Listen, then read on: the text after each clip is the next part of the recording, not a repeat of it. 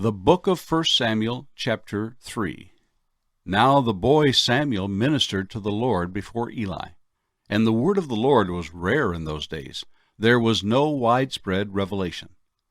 And it came to pass at that time, while Eli was lying down in his place, and when his eyes had begun to grow so dim that he could not see, and before the lamp of God went out in the tabernacle of the Lord, where the ark of God was, and while Samuel was lying down, that the Lord called Samuel. And he answered, Here I am. So he ran to Eli and said, Here I am, for you called me. And he said, I did not call. Lie down again. And he went and lay down. Then the Lord called yet again, Samuel. So Samuel arose and went to Eli and said, Here I am, for you called me. And he answered, I did not call, my son. Lie down again. Now Samuel did not yet know the Lord, nor was the word of the Lord yet revealed to him. And the Lord called Samuel again the third time. So he arose and went to Eli and said, Here I am, for you did call me. Then Eli perceived that the Lord had called the boy.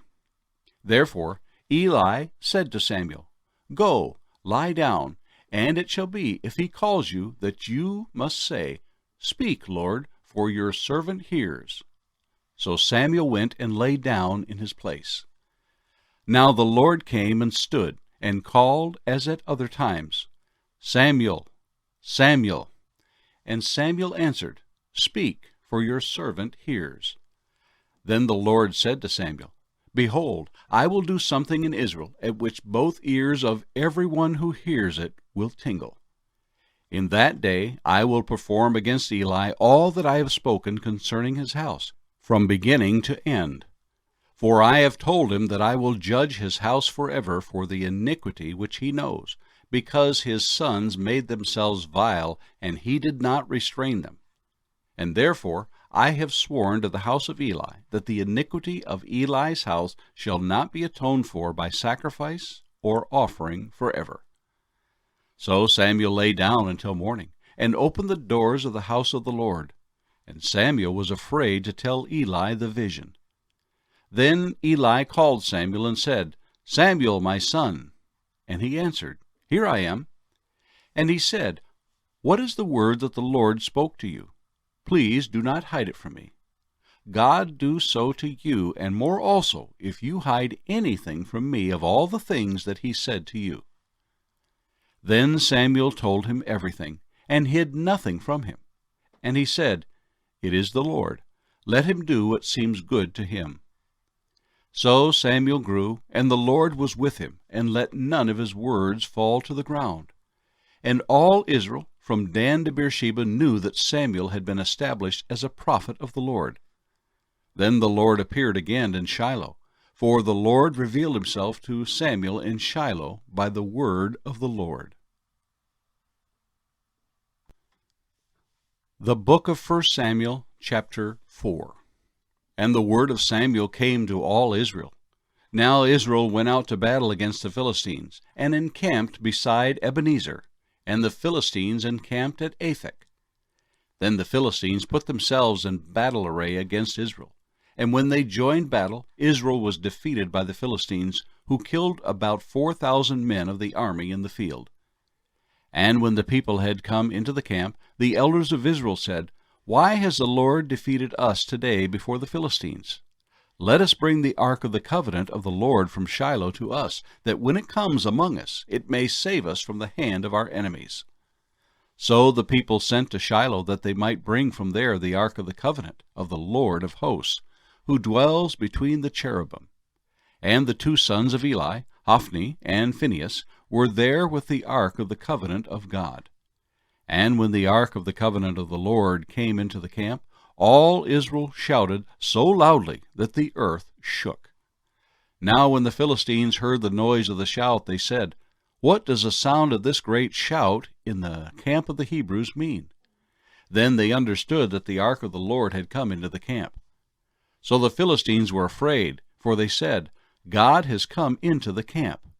And they said, Woe to us, for such a thing has never happened before.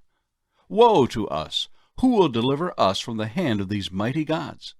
These are the gods who struck the Egyptians with all the plagues in the wilderness.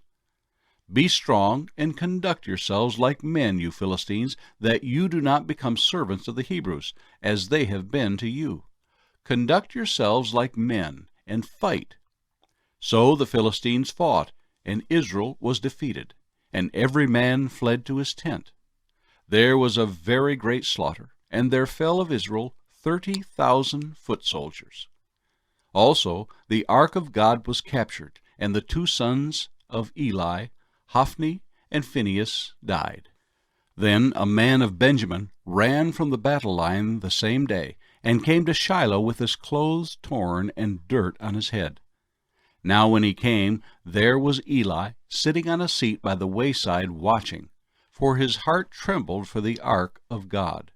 And when the man came into the city and told it, all the city cried out.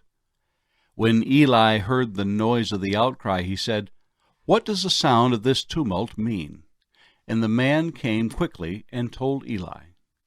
Eli was 98 years old, and his eyes were so dim that he could not see.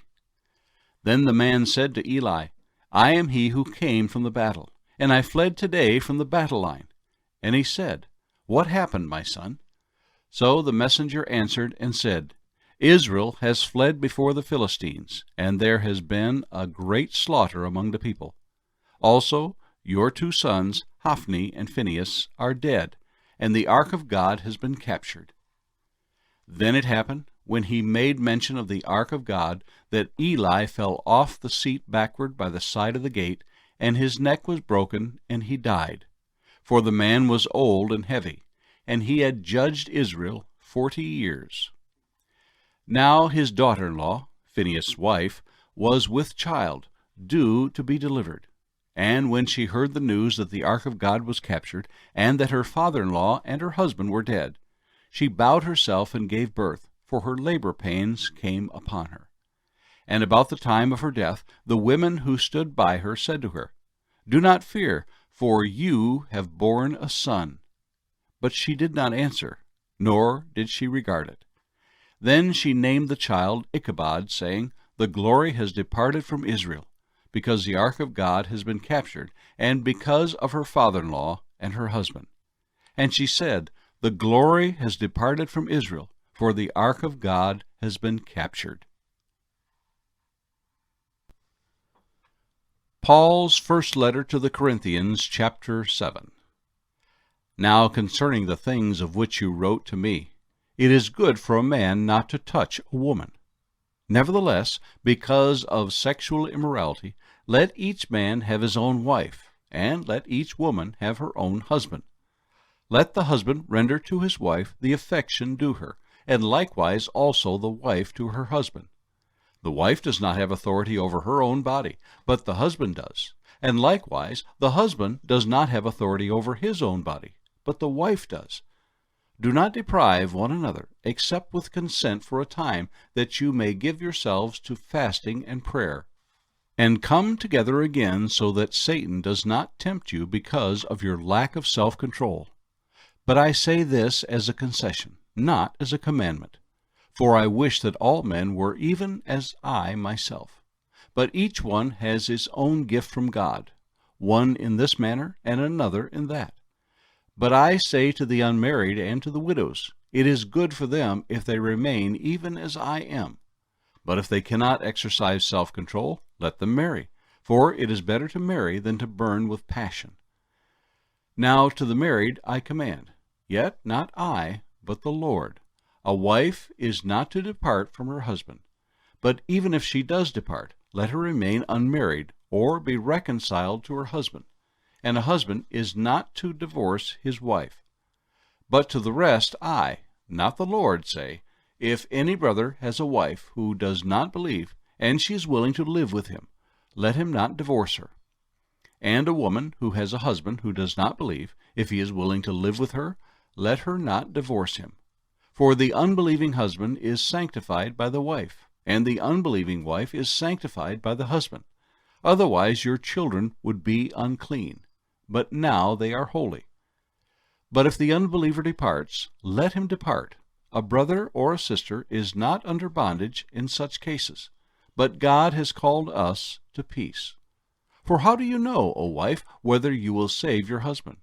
Or how do you know, O husband, whether you will save your wife? But as God has distributed to each one, as the Lord has called each one, so let him walk.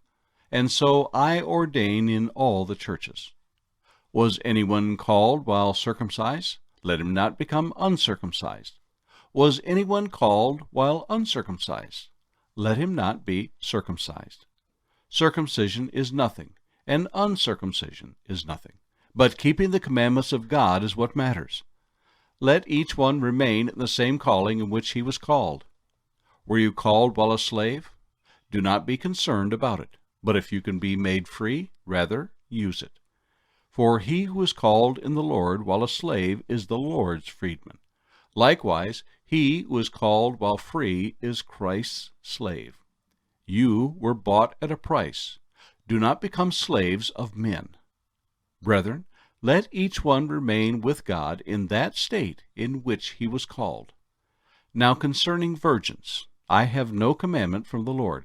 Yet I give judgment as one whom the Lord, in his mercy, has made trustworthy.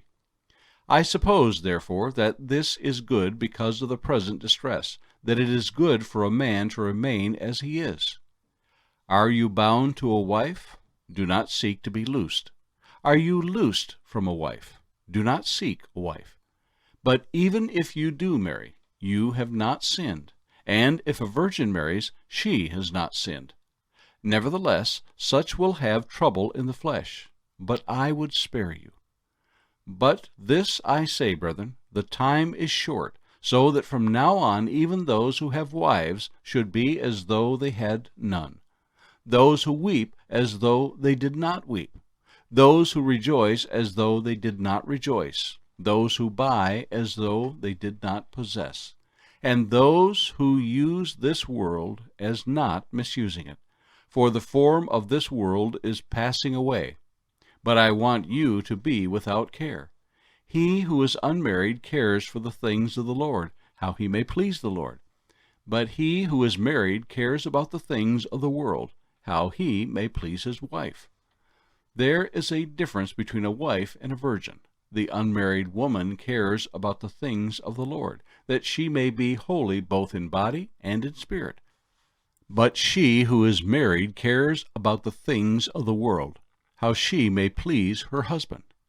In this I say for your own profit, not that I may put a leash on you, but for what is proper, and that you may serve the Lord without distraction.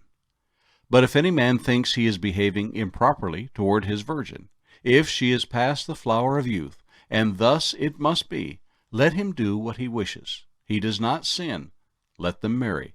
Nevertheless, he who stands steadfast in his heart, having no necessity, but has power over his own will, and has so determined in his heart that he will keep his virgin, does well. So then, he who gives her in marriage does well, but he who does not give her in marriage does better. A wife is bound by law as long as her husband lives, but if her husband dies, she is at liberty to be married to whom she wishes, only in the Lord. But she is happier if she remains as she is, according to my judgment, and I think I also have the Spirit of God.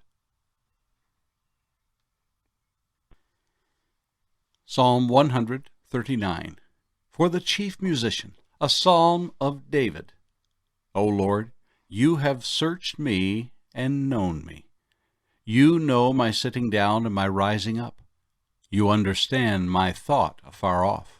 You comprehend my path and my lying down, and are acquainted with all my ways. For there is not a word on my tongue, but behold, O Lord, you know it altogether. You have hedged me behind and before, and laid your hand upon me. Such knowledge is too wonderful for me. It is high, I cannot attain it. Where can I go from your spirit, or where can I flee from your presence? If I ascend into heaven, you are there. If I make my bed in hell, behold, you are there. If I take the wings of the morning, and dwell in the uttermost parts of the sea, Even there your hand shall lead me, and your right hand shall hold me.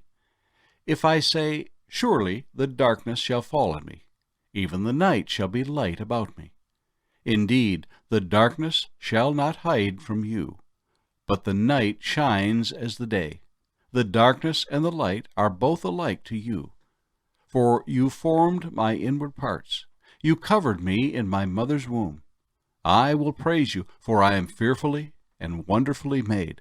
Marvelous are your works, and that my soul knows very well.